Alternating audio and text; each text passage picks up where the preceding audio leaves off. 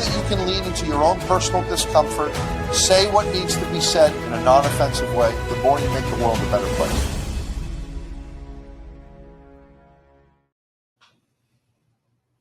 All right, social media, all platforms. We're streaming on an impromptu basis on Facebook, Instagram, YouTube, LinkedIn, and Tony is also sharing this live stream to his networks. We've been on the phone a number of times today, just reeling from the extraordinary tragedy of the assassination of Charlie Kirk. This is not going to be a political discussion. This is going to be a discussion about the topics that are very important to Tony and me. Crisis de-escalation, fear, preparing for a world that's filled with malevolence and violence, and just our own perspective on processing today's just terrible, terrible tragedy. Charlie Kirk was known throughout the world as a political advocate, an advocate for family values. He visited college campuses throughout the United States, engaging in the exchange of ideas and debate.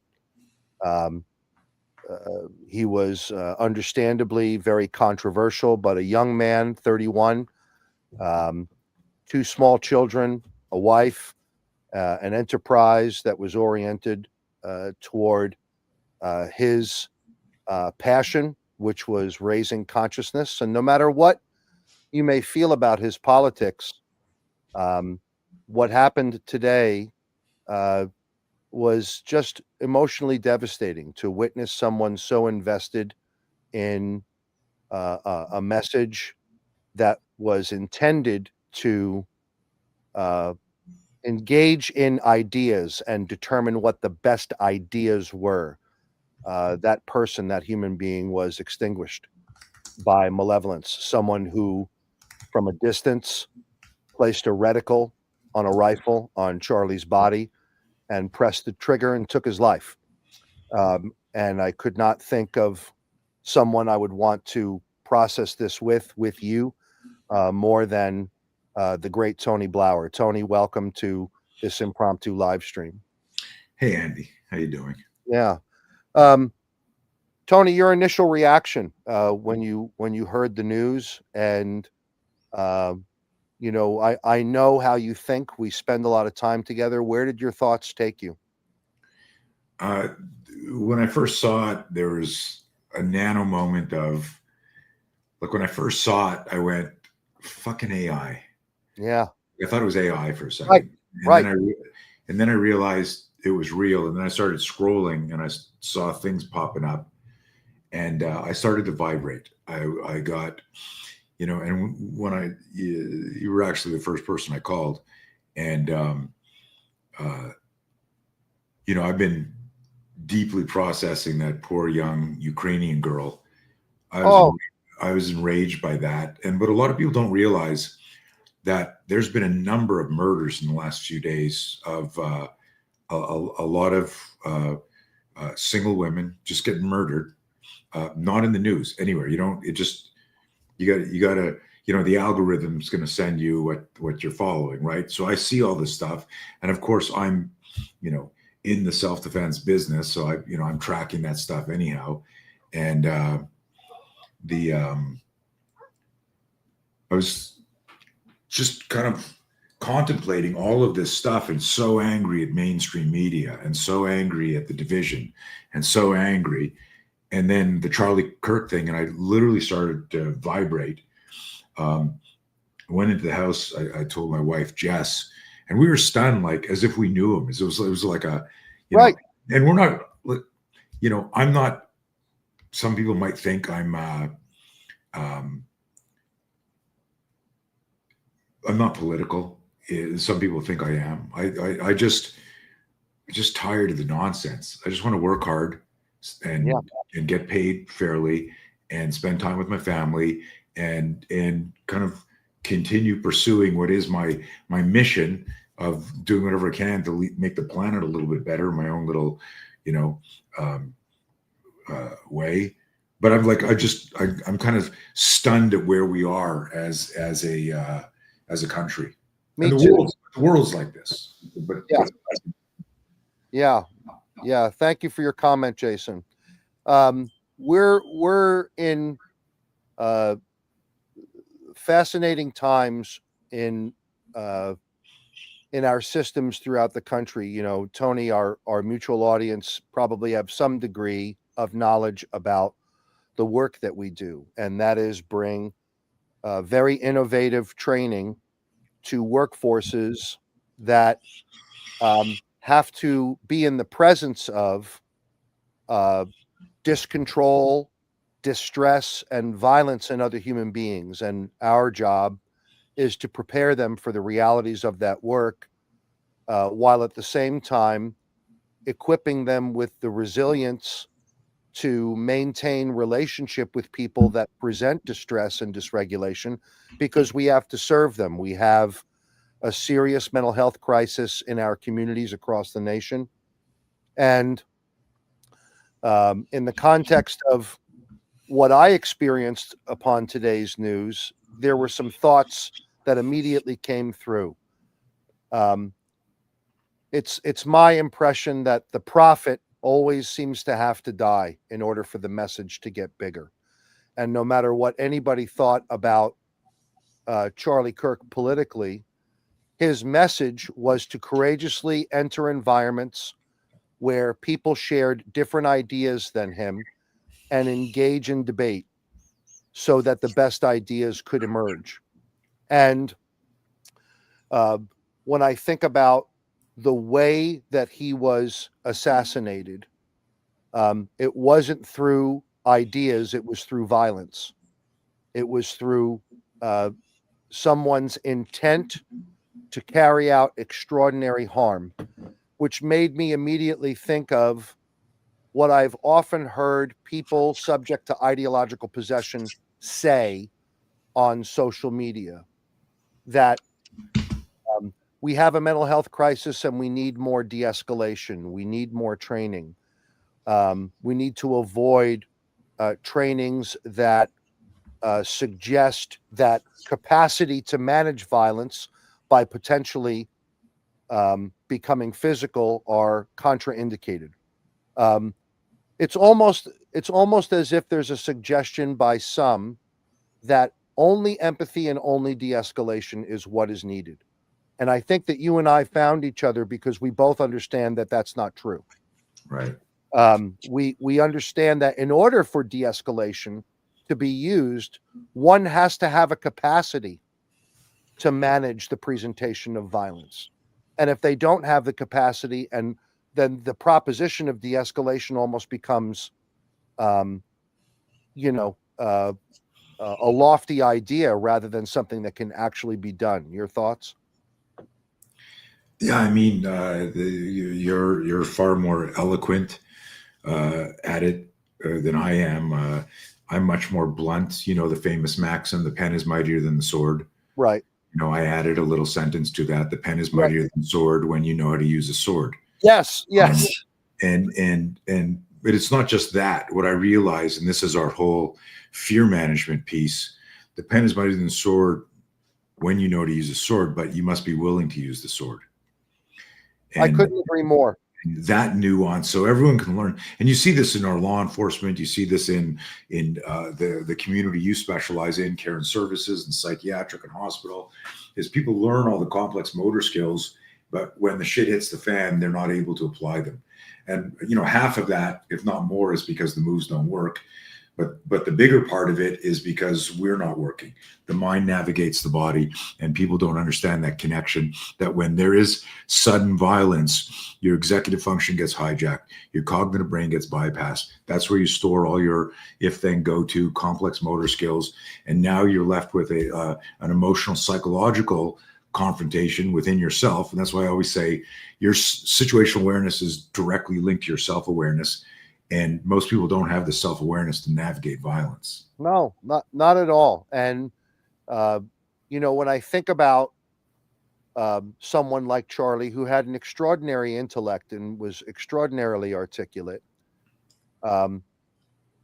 Going into these environments, I have to imagine that he had to dig deep to find courage, because when you're challenging uh, ideas that are widely held by groups of people, um, that there are going to be people who rail against the um, the propositions of an advocate from the other side. And I think a reasonable question to ask, Tony, is in your experience as someone who is a violence expert for over 4 decades, uh, what has come up along the years about evil and about malevolence that has to be stopped? I know in my context, for example, I've had to be involved in a number of physical conflicts with people served who were absolutely committed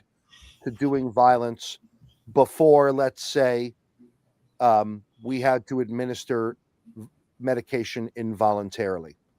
And the person, rather than, we could invest an extraordinary amount of time in attempts to influence and de-escalation, but without the presence of strength that let that human being know that your physical resistance to this is not only not going to be tolerated, it's going to be stopped.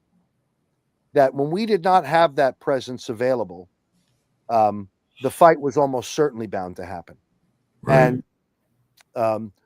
And in some cases, there's a difference between someone resisting because they're scared and someone resisting because they want to do you harm.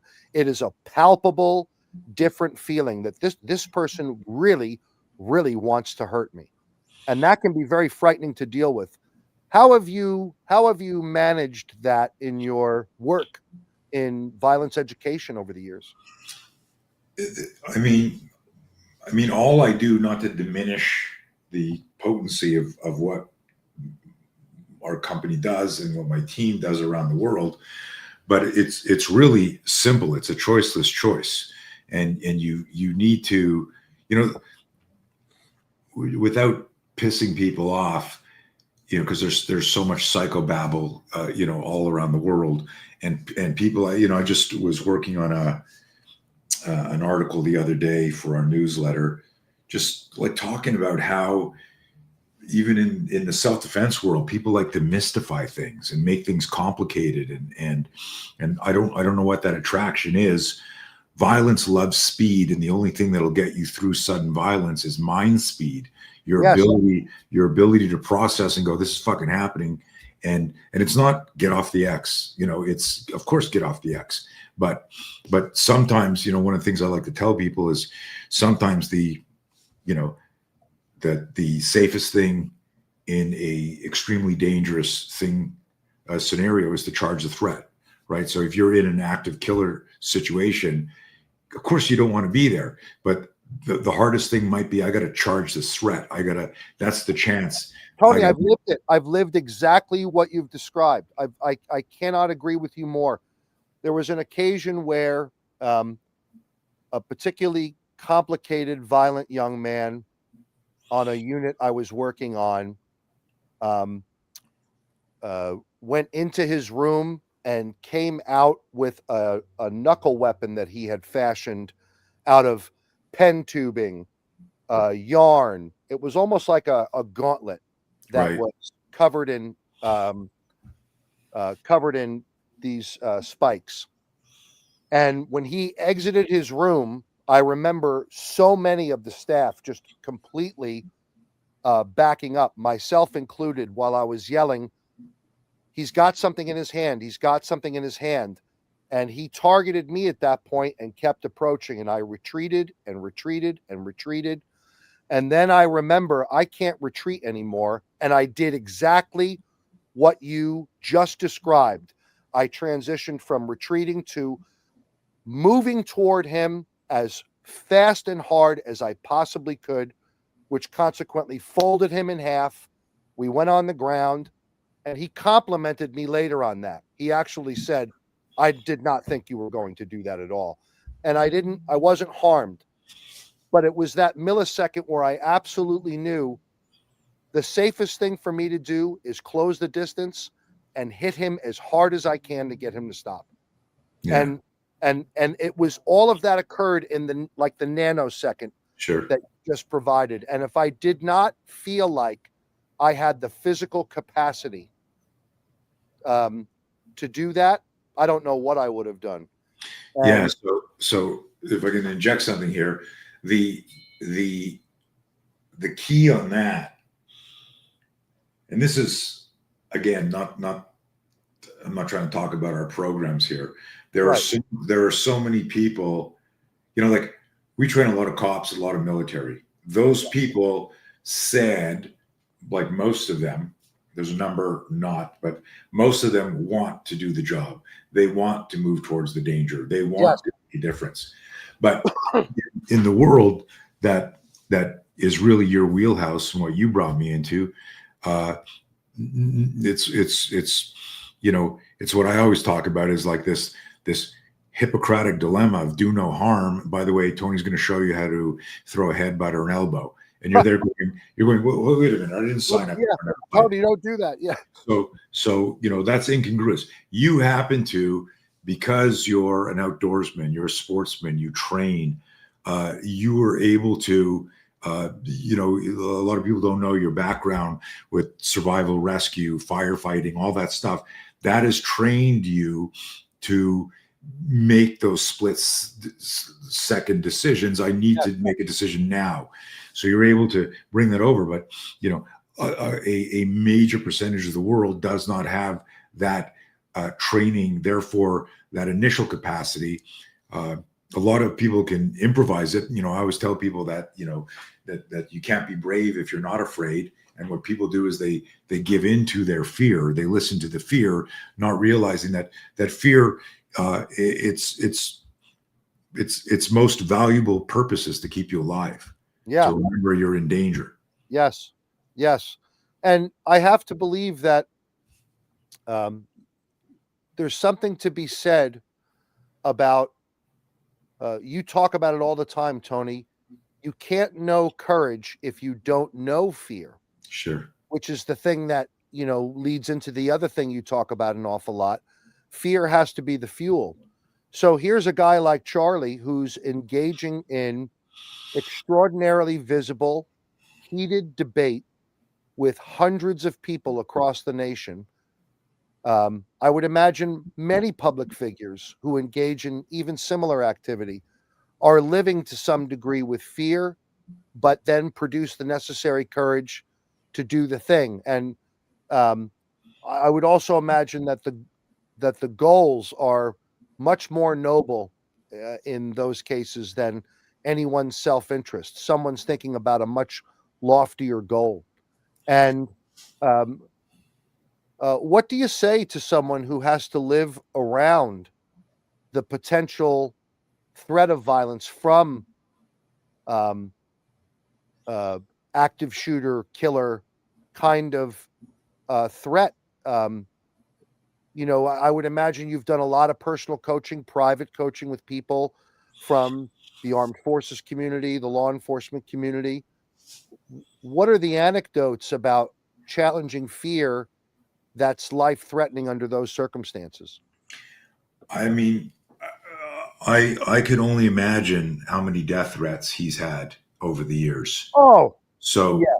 So, the same with like so many public figures, certainly mostly on the conservative side. You get to the point where, and this is the danger. I wrote an article in 1993 called "The Theory of Presumed Compliance," and it's one of the reasons why police officers get dropped in the street. Yeah, is they presume compliance. But what's happening is your brain just gets desensitized. So the first time he got a death threat, I bet he was up all night and maybe even sick and calling people. 10 years later, someone says, hey, we got like 9 death threats. You want to call off the talk? He's like, no, I've been getting death threats for 10 years. You never you know, one of the questions I ask people when we're in a class of like 30 operators, cops, security specialists, I'll say, what if I told you, picture 30 people in a classroom, and I said, what if I told you one of you is going to get seriously attacked Saturday night? Everyone in the class does this, Andy. They're looking around for who it might be. Right. People are looking at you, but you're looking at them, meaning we never think it's going to happen to us. And so it's not about not taking precautions or not. And like, again, I don't have all the facts on this, but the rumor on this is it was a long range sniper shot on this. It wasn't like the Reagan attempted assassination or someone running up onto stage or trying to jump the table. So it's something that I've said forever. Like, I'm sitting here, my neighbor doesn't like me across the street. The feeling's mutual. I make this joke all the time. I got a window in my office here. They could be out there. They could be a red dot right in my head right now. And there's nothing any of my training could do. There's nothing that poor girl on the train could have done. There's nothing Charlie could have done. So it's not about like, hey, we need security, unless it's, you're the Pope and you're in a bulletproof, shields around you or whatever. So I don't have anecdotes from that, because here's I think what I wanted to say is, when you're, whether it's angry, like motivated by anger at the way things are, so you're going to do something about it. You're going to put yourself out there, or you're motivated by this is your calling, or you're motivated by injustice and you put yourself out there. Everyone who's ever been shot, assassinated, attacked was out there in the public because they felt like they needed to be there to be a voice and to maybe inspire other people. Yeah. So what happens is, at some point, your calling overrides your security countermeasures. Yeah, I could not agree more. I think that was a brilliant way to put it. And I think that what we're looking at here also is the use of fear to influence other people from disengaging in that kind of activity. This to me feels like a silencing act, because if someone this is shadow banning kinetically. This is kinetic shadow banning. Yeah, that said it much better than I could. So what do you say to people? My wife was just completely devastated all morning. She just went out on a walk, feeling dispirited by malevolence, dispirited by evil. She too, witnessed the news accounts of that young woman on the subway in Charlotte. And I've been in the subways of New York City and was called to New York following the death of Jordan Neely, because the topic was so significant. And later today, so Lori had been really just struggling with the innocence of that young girl who was murdered on the train. And watching something like this today, what you would refer to as kinetic shadow banning, I don't think it's a stretch for young people and adults to feel absolutely terrified to speak up, whatever their point of view is, to speak their mind because of kinetic shadow banning. And I would imagine that you probably have some thoughts on that topic of, in general, fear that restricts what one wants to do, fear that restricts or threatens someone's calling. What do you say to people that are struggling with this right now, Tony? I mean, I got so many things, because I'm a fear management expert according to ChatGPT. Yeah. And I was going to share some stories about the train murder, and I paused, going, for sure, the algorithm is going to suppress me because of whose story I'm sharing. Right. And this happened in microseconds. I'm going to share this. I had a comment. I started writing it. I paused. The fear spike happened. The fear loop happened. I decoded it. And this is all happening like in a nanosecond. I went, is sharing this story worth being suppressed again? I've been suppressed for going on 5 years by the Instagram algorithm. And I decided not to share it. And where I was weighing and considering was, do I provide more value to the people that are following me just by talking about what I can do to help them and their families and their communities? Or should I say what I believe? And who cares? It's not about stay in your lane. So, I mean, I can go off and on several tangents on this. It comes to, like I know if if someone had said to Charlie this morning, we got a serious threat that this is real, he'd go, yeah, okay, I've been hearing that for 10 years. I'm still going to talk. Right. There would have had to have been some like major evidence for him to pull out after this many reps and the mission and what he's built. So, a lot of it is individualized. It's some of the stuff you do, Jesse and I go, holy shit, like, some of the buildings and some of the scenarios and danger you put yourself in, I would never do. Yeah. I would do it if I had to. But if you said to me, hey, I got to go do this thing here in this building, and these are the circumstances and this is the risk, I'd go, like, call me when you're out, man. We'll have a beer. Like, I wouldn't go. Yeah. Even though I know how to defend myself. And it's because what's happened is you don't even realize how absurdly dangerous it is. You're not a risk taker. Like, you're not laissez-faire about it. You're very calculated. Right. But you're stress inoculated. You've done it so many times. Yes. But in the back of your mind, like, the people around you are worried. Are you coming home? Just like any cop's wife or any public safety professional's family member, is dad or mom coming home, tomorrow? This work is dangerous. So, that nuance is that relationship between self-awareness and situational awareness. And then something that's kind of spooky, black box, metaphysical is the 3 eyes that we talk about in our program: instincts, intuition, and intelligence. Like, hey, I got a bad feeling about this one. Let's not go. Yeah.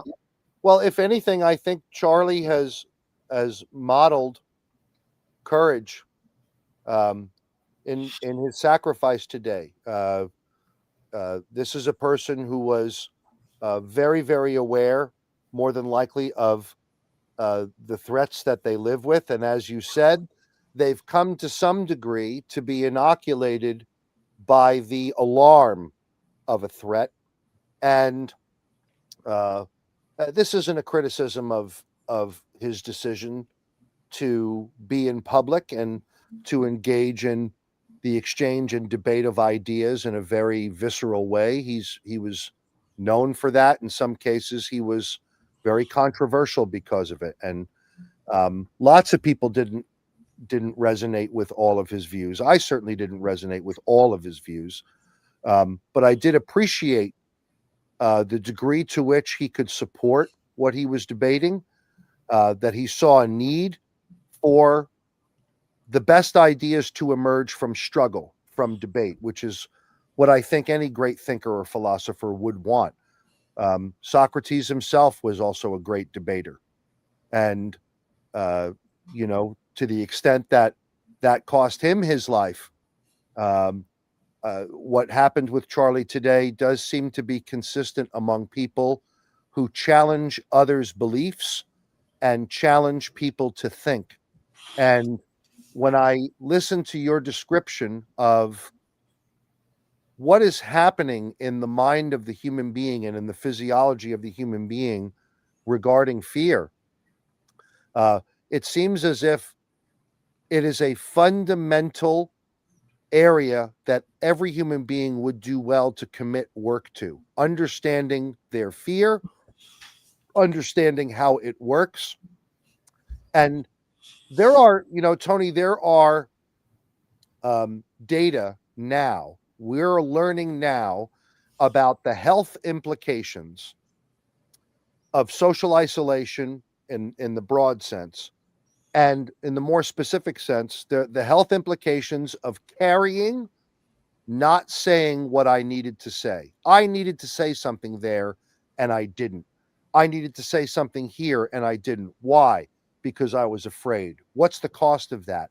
There are implications on my health because of it, implications on my well-being because of it. And if, I know so much of your material, Tony, because I adore what you champion. And how often have even you made reference, like in your most recent podcast in LA, or wherever you went recently, where you spoke to that young man, we talked about him. When you were getting out of the car, I think you had shared in the podcast, you were feeling fear about your back doing something, and as a result, potentially limiting your ability to participate. And as someone who's invested their whole life in this, you're someone who also has to deal with this every day. Sure. Well, no, I mean, only a unicorn is devoid of fear. So people can call it whatever they want and rationalize it however they want. But everyone has fear. And someone's not afraid of a fight, but they're afraid to say, I love you, or I'm sorry. Someone's not afraid to communicate, but they're afraid to fight. So, everyone's got, the Achilles heel, so to speak. Again, this comes back to that self-awareness element of the rational lie, spelled with a hyphen. What is the rational lie we tell ourselves? Instead of rationalizing. My favorite quote, I use it every week on some call or some coaching I'm doing. It's from Richard Feynman. The first principle is never fool yourself, and remember, you're the easiest person to fool. And I just love that. So, the person who yells, I'm not afraid of anyone, pounds their chest, is clearly dealing with some sort of fear, because this, we know a lot of very capable people. They're very quiet. They're not loud telling people how dangerous they are. So, yeah. But you're right. I mean, I don't need some double-blind study to tell me that not being able to communicate and assert yourself in a safe way, impacts you at a cellular level or at a psychological level. I mean, it's just a different level of stress. I think you're touching on something so germane to living in today's world. I don't think there's an ability to extend empathy without strength, and I don't think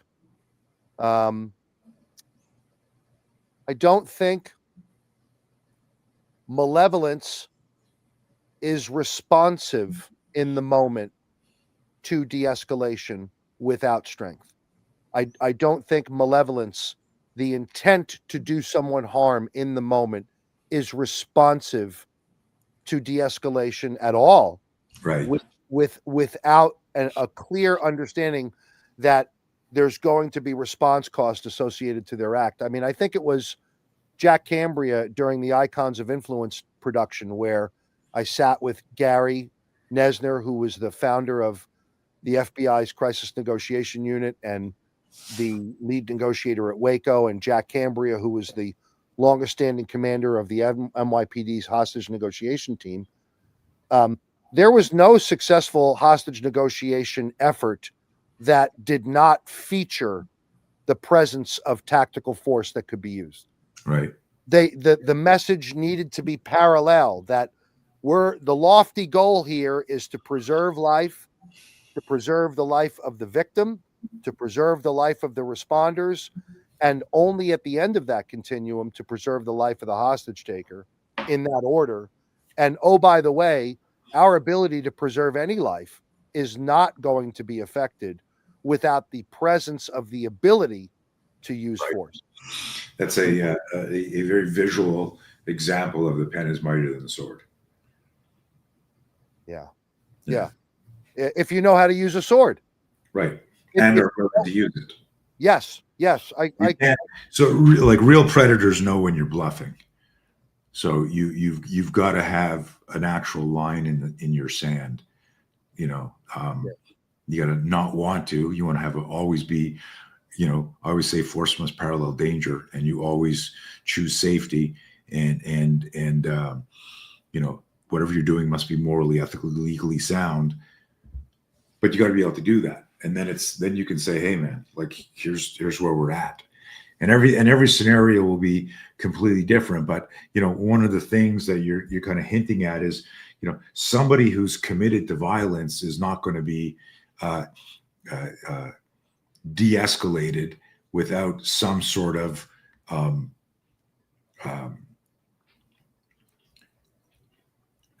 I'm just choosing my words carefully. They need to know, and this is very nuanced, because if you got somebody who doesn't care if they die during the fight, it doesn't matter what you say, it doesn't matter what you do. That's exactly right. It's happening. So, but most people aren't like that, right? They you know, it's you know, people. This is I hope I don't step on my foot here, but you know, people who say like I was insane, I lost my mind and do that. Like most of the time, this stuff doesn't happen inside a police station. Most of the time, it doesn't happen in front of a cop. So Right. as dysregulated as people are, there's a part of their self-awareness, situational awareness that says, I'll do this at night at this time. Right. I'll do this here in the shadows. Right. Oh, wait. Okay, now, right? Yeah. They do that. And to me, and I'm not an expert, but someone who's just truly possessed with the violence isn't going to calculate all that. That's right. Those are two different things, and it is nuanced. And I'd even go on to say, Tony, that when let me rephrase this. I had the opportunity, you know, the place, to work in an environment for quite some time that was a civil detention facility for over, at the time I was there were about 220, 230 detainees who had already satisfied their criminal sentence for sex crime, and now they're held civilly on what they could do. In other words, the risk of them reoffending was so high at the end of their criminal sentence that the state pursued to detain them until they could demonstrate to the court and the risk review authorities that there was a reduced risk of reoffense upon going back into the community for sex crime. So I interacted with a lot of sexually violent predators in a services capacity. It's a very unique population. Nobody wants them in their community. The risk factors are extraordinary for that particular condition. And by their own admission, when they would talk about their index offenses, their decision making had a direct relationship to their ability to effectively pull the offense off. In other words, if they detected a strong father figure around a youth, or that woman looks like she could really defend herself, I might not be able to do this. They would choose softer targets deliberately so that they could improve the likelihood of success. So what you're describing is completely practical and makes sense. Today's event was, it would appear that the building from which the killer took the shot was approximately 200 yards, and the likelihood of that building being cleared for safety for a Charlie Kirk campus event, incredibly low. In other words, I could see the immediate area where people were congregated around Sure. the debate stage being a highly secure area, but someone delivered lethal force at a distance from a much safer place. And to my understanding, they're still at large. Yeah. Yeah. And it was, it's, I started writing something for a private list about it where I said, most good riflemen can't make a 200-yard shot with that accuracy, like a neck, 4 inches, 6 inches from 200 yards on a range with no heads and people moving and people talking. Like this is not an amateur. Right. Oh, not at all. This is someone who had more than likely a rifle with a chassis system on a bipod or from a supported position, understood their dope, understood the wind, understood what the cartridge was going to do upon impact. And witnessing the video of Charlie's passing was very, very difficult to witness. It was for anyone who spent any time behind a rifle, the likelihood of recovering from something like that. I mean, if you saw the video, you knew he wasn't getting up. And you're exactly right in your appraisal that this was not someone who was a recreational shooter. This is someone who understood marksmanship. Yeah. Yeah. Very sad. Horrible. Yeah. Crazy. Tony, what is there anything to be said about encouragement or hope following something like this? I feel compelled to say that Charlie would have wanted people to continue to be courageous. He would have wanted people to continue to overcome their fear with courage and speak their truth and enter the debate of ideas to see what ideas emerge as the best.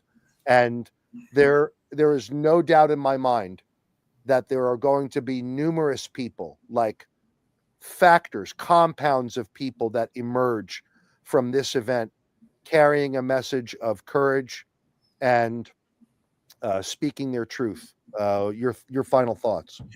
I mean, I hope you're right. I'm not there yet with my head. I'm still angry. I abhor violence. I abhor fear. Anyone watching this, not listening to this, can see the sign I have on my wall. It says "fuck fear," and it's not me just being an obnoxious, brash American. It's an acronym for face it, understand it, control it, know it. And fear is false expectations appearing real. Yeah. And so face your fear. You get to face your fear. You need to understand your fear. It means you got to research it. You got to think about it. Control is my favorite part of it because there are lots of things in life you need to do afraid, which means you need to learn to work with your fear, not imagine that you're going to be fearless, but maybe fear-less. The more you do it, you fear less, but the fear is still there. And then you get to know it. And then you're always battling with the false expectations appearing real. The movie in your mind about a future event that hasn't even happened, that's kind of distracting you or debilitating you from performing in the present. Yeah. So, but as you say, Tony, you're the director of your own movie. Yeah. You can script it. You can decide how the movie ends. Yeah. So the movie Andy's referring to is the movie in your mind. And we're the director, we're the producer, we're the screenwriter. And very often we cast ourselves as the victim in a movie of our own making. And you got to catch that. That's the self-awareness piece. But as far as the message here, like I said, and it's kind of a grim but accurate line. It's like the kinetic shadow band.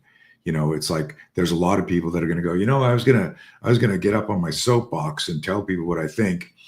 A lot of people will do it online. Will they do it public? But this will be, ironically,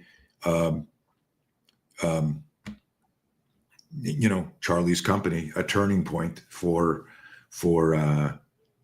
the country and for people. But something has to change, right? The reality is there were people that clearly. You murder somebody, you hated him for whether it was about abortion or whether it was about Christianity or whether it was about, Republicans. Someone paid to have them killed. But this will be controversial, the other side of the coin can say the most outlandish, hateful things about anybody, and you don't see anybody attacking them physically. Right. So like that's the great divide. That's what's got to change. And so things I don't know what's going to happen, but I hope something changes for the better. Well, Tony, I found this very cathartic for me. If anything, I feel like I would want my final words to be: fear not. Malevolence must be confronted, and it's not going to be confronted by fear. It must be confronted by courage. That malevolence is real, and malevolence will only be stopped when there is enough strength to demonstrate to malevolence that there will be a cost associated to it, that it won't be tolerated. We don't have room in our world for malevolence to prevail. People will not thrive in a world filled with malevolence. There will always be malevolence, but if malevolence is normalized, which I fear that it is, and I use that word specifically, we must meet. It's like you say, Tony, the force must parallel the danger. If the danger is malevolence, we must have the strength to parallel the malevolence. There must be enough good strength to resist the gains that malevolence is trying to make. And malevolence certainly was at the center of what happened today with the late Charlie Kirk. Prayers and thoughts to his family and all those who knew him personally. My family personally, my kids enjoyed consuming his content. My wife enjoyed consuming his content. As a family, we didn't agree with everything he had to say, but we had extraordinary respect for someone who seemed like they were authentically living their message. Most of the time, this person had a smile on their face and was eager to be courageous enough to engage in the debate of ideas to see which ideas rise to the top. And that takes courage to do. So, Tony, thank you so much for your willingness to come on this live stream. Much love and respect to you. And to our mutual audiences, thank you for joining us on this live. Thank you for the comments.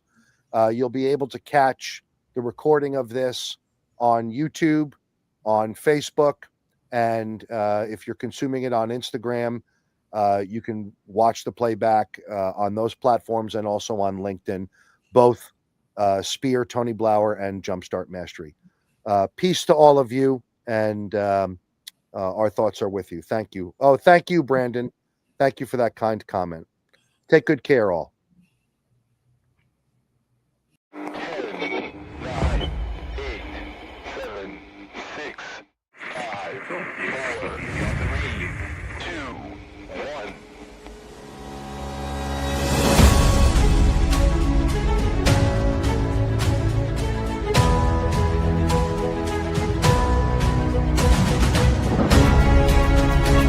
More that you can lean into your own personal discomfort, say what needs to be said in a non-offensive way, the more you make the world a better place.